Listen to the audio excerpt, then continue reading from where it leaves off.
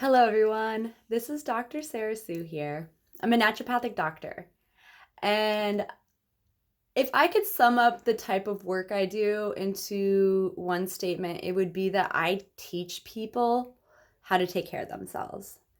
Or sometimes I remind people how to take care of themselves because it's easy to get lost along the way. And that includes some foundational aspects of care, including food, water, breathing, sleep, connections, exercise, just to name a few. Just some of those essential things that every human being needs, and not only to live, but to thrive.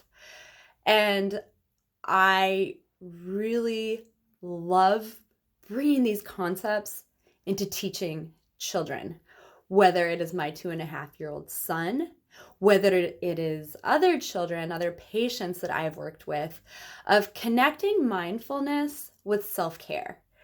And I think that they can go really great hand in hand. I want to give one example of hunger, feeding self.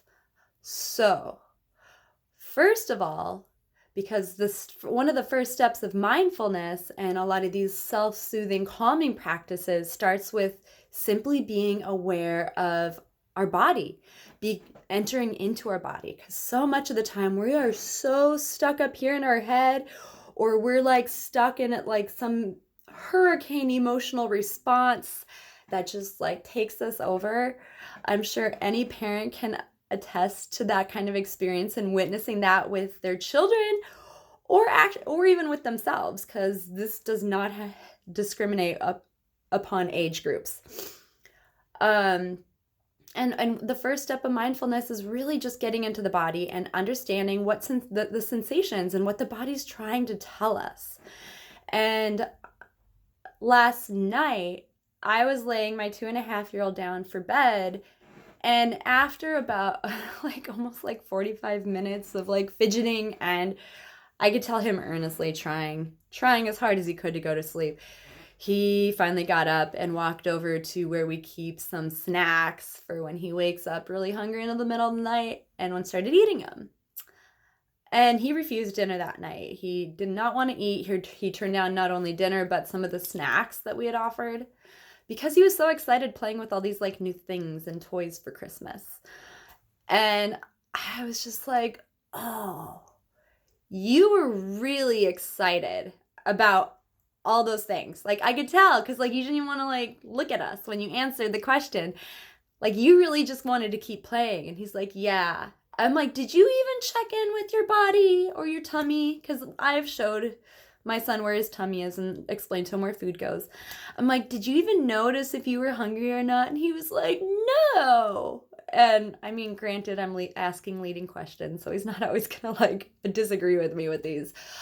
But I kind of pondered with him. I'm like, I wonder if you had just taken one breath to stop and connect with your body, connect with your belly, and ask your body, do I need food? Am I hungry? And I wonder if that answer would have been yeah. And he responded, yeah, I was hungry. And I was like, oh, okay. I'm like, all right, at least we got that figured out. Maybe next time when we ask you those questions, you're allowed to say no, but I want you to just take one breath before you answer. And I think that goes for a lot of other self-care tips too, whether it's thirst or sleep. But I mean, the big one right now, especially in our home, is definitely the food one. And also a big one that I can see often with patients as well, young and old, is just learning how to feed ourselves and understanding what these feelings and sensations can be in our body, and just starting to identify them and feel them. Do I feel thirsty right now? And you're getting it out of your head and you're getting into the body again, which is one of the first steps of any sort of meditation or mindfulness practice, is getting out of this thinking thing called the the brain and getting into like these other wise parts of our body that give us so much information. Another example would be like, hey, do you feel like you maybe need to poop? Or, hey, notice what that sensation is. Like, I'm noticing you're peeing in the bathtub. Notice what that feels like right before that, because that's going to be the sensation you have when we start taking away the diapers. And how some of these skills that we start to teach children can often be multifaceted, where we can actually bring in aspects of teaching about mindfulness and calm down techniques and actually empower them and get them involved with some of these big rites of passage and lessons that children need to learn as they grow and develop.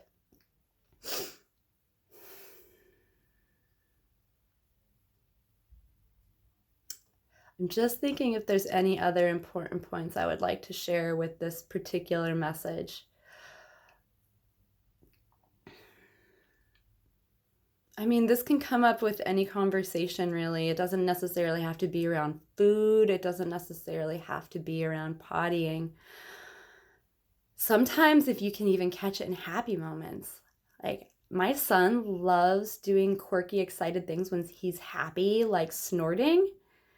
And I really want to bring light to, like, I'm noticing you're snorting right now. I'm like, are you feeling happy and or excited? Like, where else are you feeling it in your body? Like, do you just like really want to move, or like is it about making noises, like just getting energy out?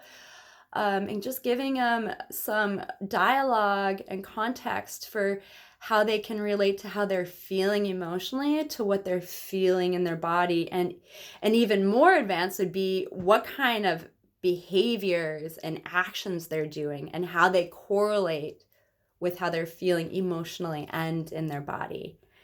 And this can just start to get them much more involved in listening to their body and be much more in tune and ready for these next steps of mindfulness and self-soothing and calm down techniques. All right, thank you so much for listening to my storytelling and meandering of thoughts. I hope some of this information is helpful for you, and I would love any feedback and insights or questions that come up in relation to this. Thank you.